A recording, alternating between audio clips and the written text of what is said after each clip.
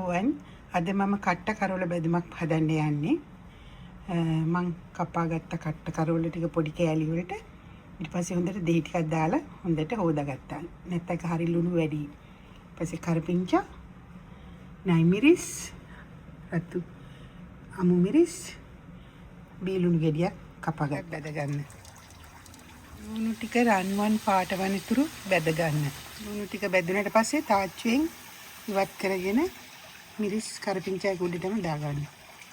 ඒල ටික තාච්චුවට දාලා රන්වන් පාට වෙනතුරු බැද ගන්න. ඒක දැන් හොඳට බැදිලා. දැන් අපි එක බා ගන්නවා.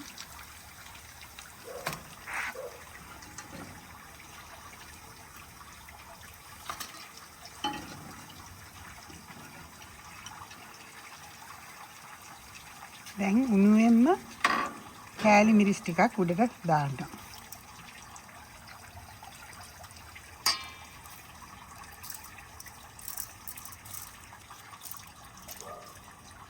දැන් මේක හොඳට කලවම් කරගන්න.